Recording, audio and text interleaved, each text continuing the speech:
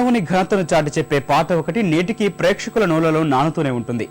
బాలభారతంలో ఐరావతం కోసం భీముడు స్వర్గలోకానికి పయనమవుతాడు. అర్జునుడు స్వర్గానికి నిచ్చెన వేస్తాడు. ఆ సమయంలో మనిషి ఘనతను చాటి చెప్పిన ఈ పాటను ఘంటసాలే పాడారు. రచన వల్ల, సంగీతం వల్ల, పాడిన గాయకుడి వల్ల ఏదైతేనే ఘంటసాల స్వర జీవితంలో ఆ పాట ఓ మేలిమలుపుగా నిలిచిపోయింది. మానవుడే మగనీయుడు, మానవుడే మగనీయుడు, శక్తియుతుడు యుక్తిపరుడు, మానవుడే మాననీయుడు, మానవుడే మగనీయుడు.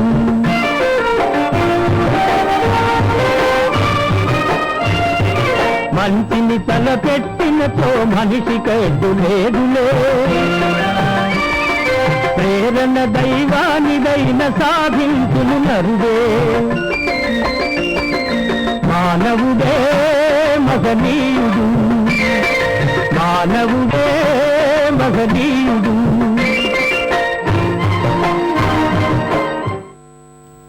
ఆర్జ గీతాలు పాడడంలో ఘంటసాల శైలిని ప్రత్యేకంగా చెప్పుకోవాలి. అవునన్నా కాదన్నా ఆయన గొంతులో కొంత బాధ్యత కనిపిస్తుంది. దానివల్ల ఆయన పాడే మిగిలిన పాటల కంటే విషాద గీతాలు మరింత గొప్పతనాన్ని సంతరించుకున్నాయి. మహానటులు ఎన్టీఆర్, ఏఎన్ఆర్ పాటలు పాడేటప్పుడు వారిలో ఇమిడిపోయి ఘంటసాల పాడేవారు.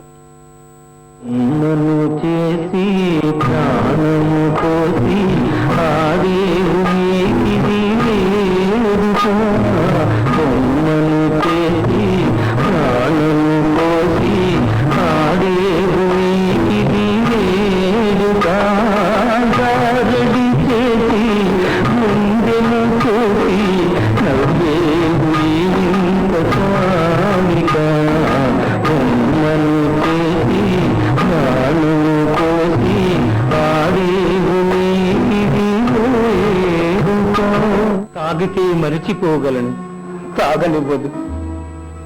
మర్చిపోతే తాగగలను, మరువనివ్వదు. మనసు గతి ఇంతే, మనిషి బ్రతుకింతే, మనసున్న మనిషికి సుఖము లేదంతే. మనసు గతి ఇంతే, మనిషి బ్రతుకింతే. ఘంటసాల గురించి చెప్పుకునేటప్పుడు అల్లూరి సీతారామరాజు సినిమాలోని ఓ పాట గురించి ప్రత్యేకంగా చెప్పుకోవాలి. తెలుగు వీర లేవరా అంటూ ప్రేక్షకుల గుండెలో దేశభక్తిని రగిల్చిన ఆ పాటను తన చివరి రోజుల్లో ఘంటసాలే పాడారు. రామకృష్ణ ఆయనతో పాటు గొంతు కలిపారు. అప్పట్లో జాతీయ అవార్డు సంపాదించుకున్న ఆ పాట ఘంటసాల గాన మాధుర్యానికి మెచ్చుతునక. అలాంటి పాటలెన్నో. వీరలేవరా దీక్షభూమి సాగరా, తెలుగు వీరలేవరా దీక్షభూమి సాగరా, దేశమాత స్వేచ్ఛ కోరి తిరుగుబాటు చేయరా. తెలుగు వీరలేవరా దీక్షభూమి సాగరా, దేశమాత స్వేచ్ఛ కోరి తిరుగుబాటు చేయరా.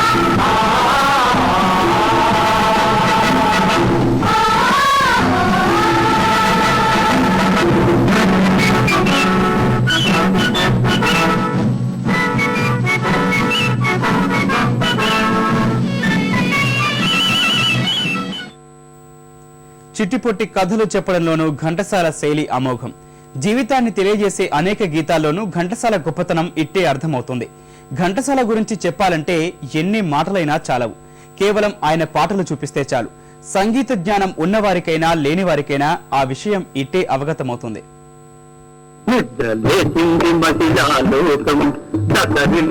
పురుష ప్రపంచం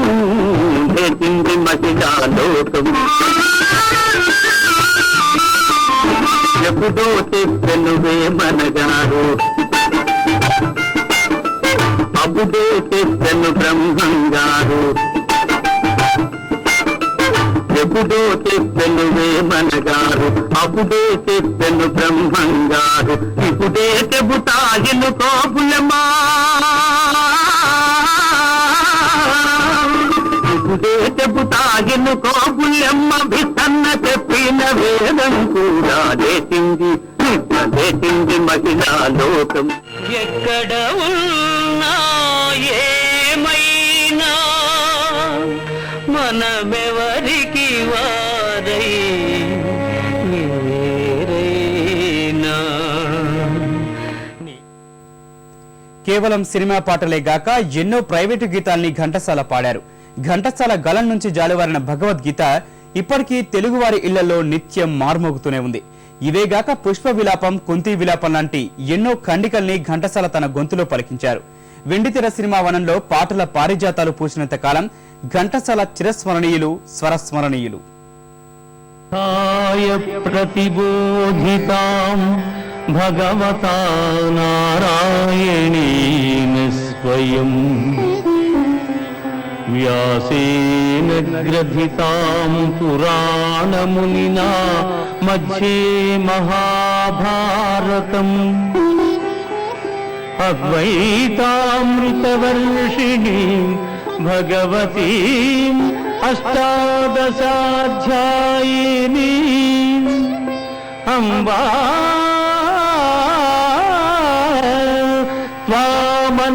త్వామనుసందధామి భగవద్గీతే భవద్వేషిణీం భగవద్గీతే భవద్వేషిణీ. ఈమె సుందర కళా సృష్టికి ఈశ్వరుడు కల్పించిన ప్రమాణమేమో. ఆహా, ప్రకృతి తన సౌందర్యం అంతా మూర్తికొని నాకు సాక్షాత్కరిస్తున్నది. నగోనకు నిశానాథ బింబము తోడు కనుదములకు నల్ల కలువలీదు మెయిటీగే క్రొక్కారు మెరుగు తీయబోలు అధరంబు బింబమే అనగదాలు నా బ్రతుకు తేలిపోయినది నీలిలో కలసి మాలిన బ్రతుకోయి గాలిలో నా బ్రతుకు తేలిపోయినదోయి నీలిలో కలసి మాలిన బ్రతుకోయి గాలిలో పంచభూతములారా.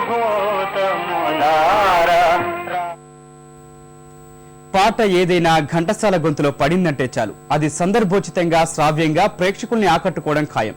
ఉదాహరణకు నాగేశ్వరరావు వీధి చిత్రాల్లో ఘంటసాల పాడిన ఈ పాటల్ని చూడండి. రాజీ అనే మాటే లేకుండా ఆయా సందర్భాలకు తగ్గట్లు ఆయా పాత్రలో ఘంటసాల గొంతు ఒదిగిపోయింది. చిటపట చినుకులు పడుతూ ఉంటే చెలికాడే సరసన ఉంటే చెత్తా పట్టగ చేతులు పట్టి చెట్టు నీడకై పరుగెడుతుంటే చెప్పలేని ఆహా